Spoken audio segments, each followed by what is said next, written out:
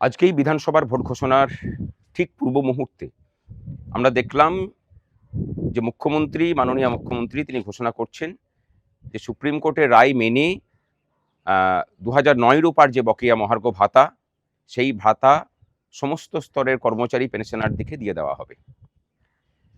এটা কোন মুখ্যমন্ত্রী ঘোষণা করছেন? যে মুখ্যমন্ত্রী বিগত 3 বছর ধরে সংগ্রামী যৌথ মঞ্চ যে লড়াই চালিয়ে যাচ্ছে, বিগত 3 বছর ধরে একটা মুহূর্তের জন্য তাদের সাথে দেখা করে সমস্যা সমাধানের জন্য কোনো উদ্যোগ নিতে পারেননি বা সদিচ্ছা দেখাননি, নিজের অহংকারের বহিঃপ্রকাশ স্বরূপ।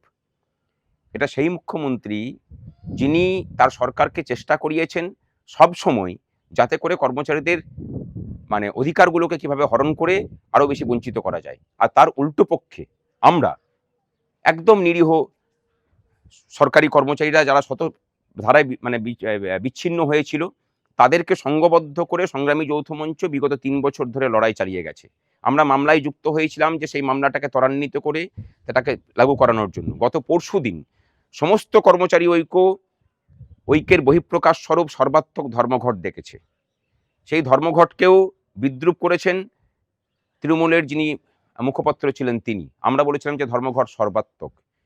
আজকের ঘোষণা সেই ধর্মঘটের সর্বাত্মকতা, আমাদের আন্দোলনের যে পেনিট্রেশন এবং চাপটা যে জায়গাতে পড়েছে, সেই সমস্ত কিছুর বহিঃপ্রকাশ স্বরূপই হয়েছে।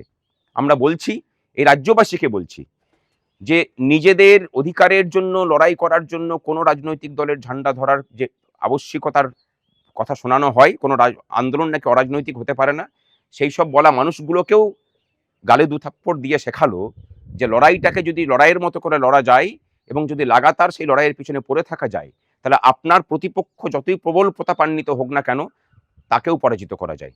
আজকের জয় এই রাজ্যের মানুষের জয়।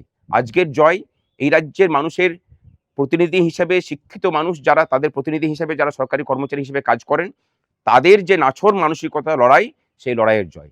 এই লড়াই চলবে। অনেকে জিজ্ঞাসা করছেন যে এরপরে কি হবে।